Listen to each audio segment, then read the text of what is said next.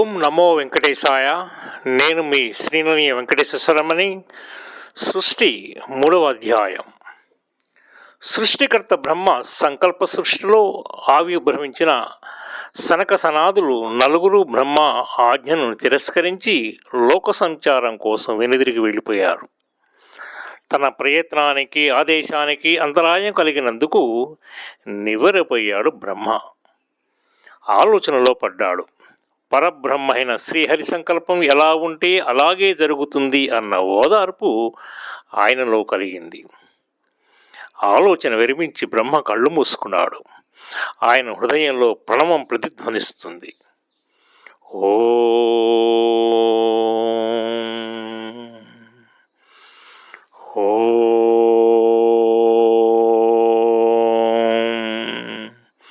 హరి ఓ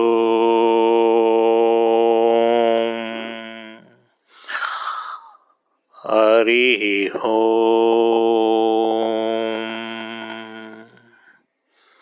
ఆయన మానసంలో ఏదో సంకల్పం రూపుదిద్దుకుంటుంది.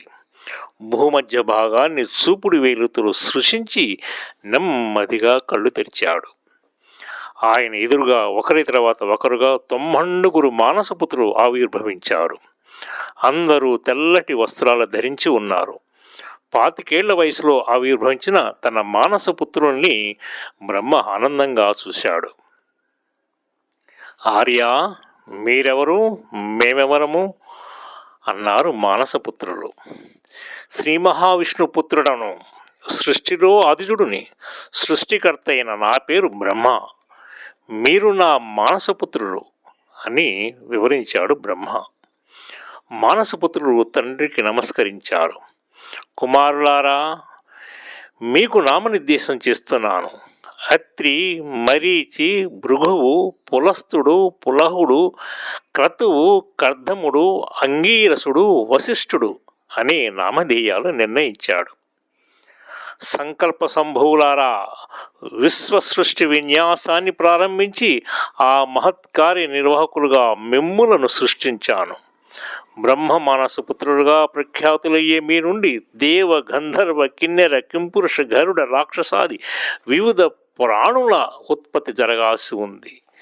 మీ నివాసానికి, జీవన వికాసానికి అవసరమైన లోకాలు, ఆ లోకాలలో సకల సదుపాయాలు అన్నీ సిద్ధంగా ఉన్నాయి.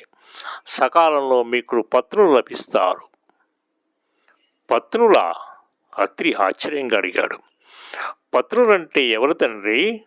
మరీచి అడిగాడు. పత్నులంటే పురుషుడికి తోడుగా జోడుగా ఉండే స్త్రీమూర్తులు. బ్రహ్మ వివరిస్తున్నాడు. భృగువు ప్రశ్న ఆయనకు అడ్డు తగిలింది. ఆ స్త్రీమూర్తులు అవసరమా జనక? అవసరమే. సంతానం కలగాలంటే ప్రతి ప్రాణికి తోడు అవసరం. పత్ని పరిగ్రహణం, సంతాన సాఫల్యం, దాంపత్య జీవనం మొదలైనవన్నీ సృష్టి రహస్యాలు. క్రమానుగతంగా అవన్నీ మీకు సహజంగా అవగాహన అవుతాయి. బ్రహ్మ ఓపికగా వివరించాడు. మానసపుత్రులు మౌనంగా వింటున్నారు. బ్రహ్మ వాళ్ళందరినీ ఒకసారి కలగజేశాడు. మీ ద్వారా, మీ సంతతి ద్వారా ఈ జగత్తులో ఒక మహత్తర కార్యం జరుగుతుంది. అది సత్య సంకల్పుడైన నా తండ్రి శ్రీ మహావిష్ణువు అనుశాసనం. ఆ మహత్కార్యం ఏమిటో చెప్పండి జనక, కర్ధముడు కుతూహలంగా అడిగాడు. బ్రహ్మ చిరునవ్వుతో అన్నాడు. ఆ మహత్కార్య నవగ్రహాల జననం. అంతరిక్షంలోని తేజోమండలాలలో నెలకొనే నవగ్రహాలు మీ పరంపరలో మీ పుత్రులుగా, పౌత్రులుగా, సశీరంగా తేజో రూపాలతో జన్మిస్తారు. సకల ప్రాణుల మీద, ముఖ్యంగా భూలోకవాసులుగా వర్ధిల్లే మానవుల మీద ఆ నవగ్రహాల ప్రభావం ఉంటుంది. సూక్ష్మ పరిధిలో ఆలోచనను, స్థూల పరిధిలో ఆచరణను నిర్దేశిస్తూ ఆ గ్రహ దేవతలు నరుల జీవితాలను శాసిస్తారు. మానవుల సుఖాలకు, కష్టాలకు, ఆనందాలకు, ఆవేదనలకు గ్రహ ప్రభావాలే కారణమవుతాయి.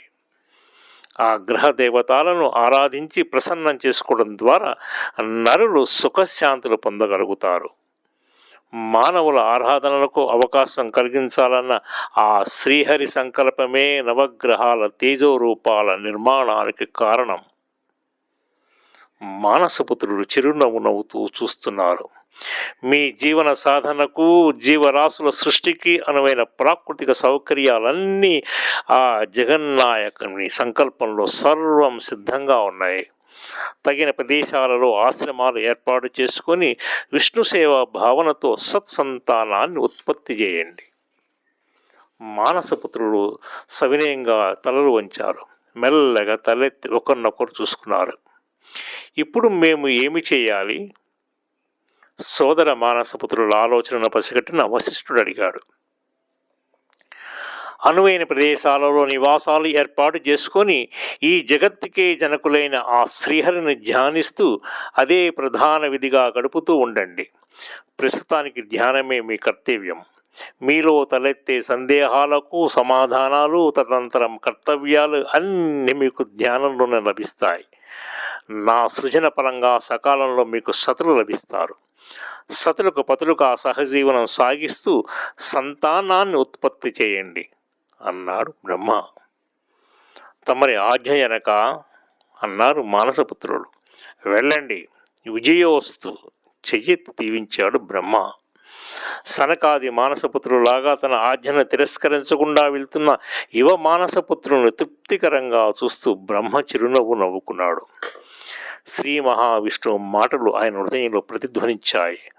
బ్రహ్మ మెల్లగా ధ్యానంలోకి జారుకున్నాడు. ఆయన సర్వస్వంలోనూ ఓంకారం ప్రతిధ్వనిస్తుంది. ఓ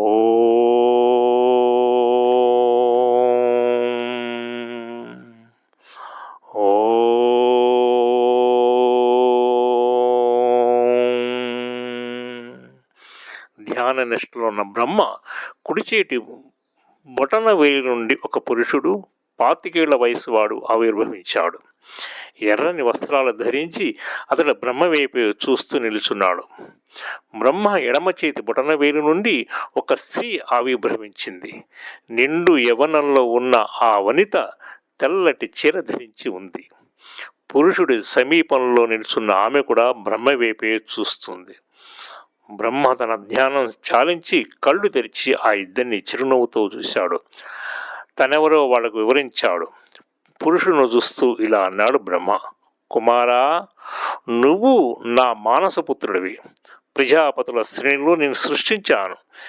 నీ పేరు దక్ష ప్రజాపతి అన్నాడు బ్రహ్మ. ధన్యోస్మి జనక, ధన్యోస్మి. దక్షుడు నమస్కరిస్తూ అన్నాడు. బ్రహ్మచూపులు యువతి వైపు తిరిగాయి. కళ్యాణి, నీ నామధేయం ప్రసూతి. దక్షిణ ప్రశ్నిక నిన్ను సృష్టించాను. తమరి ఆజ్ఞ అంది ప్రసూతి దక్షుడికి దగ్గరగా జరుగుతూ. దక్ష, ప్రసూతి ప్రాణిగ్రహణం చేయి. బ్రహ్మ దక్ష ప్రజాపతిని ఆదేశించాడు. దక్షుడు ప్రసూతి చేతిని పట్టుకున్నాడు. ఇద్దరూ సతీపతులుగా జీవిస్తూ దాంపత్య పరంగా ఇబ్బడి ముబ్బడిగా సంతానాన్ని సృష్టి చేయండి. మీ అవతార లక్ష్యాన్ని నెరవేర్చండి అని బ్రహ్మ ఆజ్ఞాపించాడు. దక్షుడు ప్రసూతి శిరస్సులు ఉంచి నమస్కరించారు. బహుసంతాన ప్రాప్తిరస్తు. బ్రహ్మ చెయ్యెత్తి దీవించాడు. వెనుదిరిగి జంటగా వెళ్తున్న దంపతులను తృప్తిగా క్షణం పాటు చిరునవ్వుతో చూసి బ్రహ్మ మళ్ళీ ధ్యాన యోగంలో మునిగిపోయినాడు. ఆయన చేతులు 2 ఒడిలో ఉన్నాయి. ఆయన పెదవుని చీల్చుకుంటూ వెలువడుతున్న ప్రణవం దశ దిశలా వ్యాపిస్తూ ఏదో దివ్యరాగంలా ధ్వనిస్తుంది. ఓ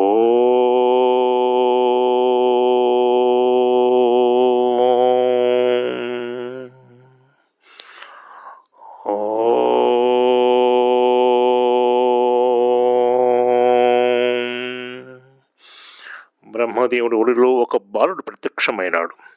బ్రహ్మ కళ్ళు తెరిచి తన ఒడిలో పడుకున్న పసివాడిని చిరునవ్వుతో ఆప్యాయంగా చూస్తూ ఉండిపోయాడు. బాలకుని చిన్నారి పెదలు తామర రేకుల్లా విచ్చుకున్నాయి.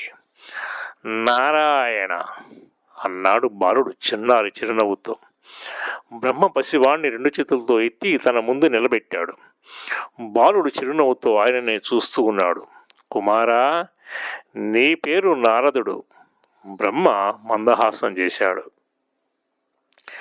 నారాయణ నారాయణ బాలనారదుడు ప్రణామం చేస్తూ అన్నాడు. బ్రహ్మ తదేక దీక్షతో నారద కుమారుని చూస్తూ ఉండిపోయాడు. చూస్తూ ఉండగానే నారదుడు 25 వ్యక్తిగా ఎదిగిపోయినాడు. నువ్వు నా మానసపుత్రుడివి అన్నాడు బ్రహ్మ. నమో నమః, నారాయణ నారాయణ. నారదుడు చేతులు జోడించాడు. చిరంజీవ చిరంజీవ బ్రహ్మ ఆశీర్వదిస్తూ అన్నాడు. నీ ప్రధాన కర్తవ్యం ప్రజోత్పత్తి. నేను సాగించబోయే నిరంతర సృజనలో అందగత్తెలు ఆవిర్భవిస్తారు. నచ్చిన వనితను సహధర్మచరణగా స్వీకరించి దాంపత్య ధర్మం నిర్వర్తించి సమృద్ధిగా సంతానాన్ని ఉత్పత్తి చేసి నీ తండ్రి అయిన నా రుణం తీర్చుకో అన్నాడు బ్రహ్మ. నారాయణ నారాయణ, నన్ను మన్నించండి జనక. నారాయణ నామగానమే నా పత్ని, దాని మూలంగా పొందే ఆనందమే నా సంతతి. కుమారా, బ్రహ్మ గట్టిగా ఆశ్చర్యంగా అన్నాడు. నారదుడు నమస్కరిస్తూ, జనక, నా నారద నామధేయంలోని అర్థం చదివిస్తారా అన్నాడు నారదుడు. కుమార, పరమాత్మ విషయకరమైన జ్ఞానాన్ని ప్రసాదించేవాడు అని అర్థం స్ఫురించే నామధేయం అది. నేను నీకు ప్రసాదించాను. ధన్యోస్మి జనక, ధన్యోస్మి. జ్ఞానదాత అని నన్ను పేర్కొన్నారు కదా, అది సార్థక నామధేయం కావాలి కదా. ఈ జ్ఞానదాతకు సంసారం సంతానం మూత ఎందుకు? నారాయణ నారాయణ, ఇది చాలు. బ్రహ్మ తీక్షణంగా చూశాడు నారదుడిని. నారదా, ఇది అవిధేయత. జన్మదాత అయిన నా ఆజ్ఞనే ధిక్కరిస్తున్నావు. నీ ప్రవర్తన శిక్షార్హమైన అపరాధం తెలుసా? నారాయణ, తండ్రి, శిక్ష తనయుడికి రక్ష అనుగ్రహించండి స్వామి. నారదుడు చిరునవ్వు నవ్వాడు. ఆగ్రహంతో బ్రహ్మదేవుడి ముఖం ఎర్రబడింది. అవిధేయతకు శిక్ష అనుభవించు. నారదా, నిత్య బ్రహ్మచారిగా నిరంతర లోక సంచారిగా తపించు అని శపించాడు బ్రహ్మ. ధన్యోస్మి జనక, ధన్యోస్మి.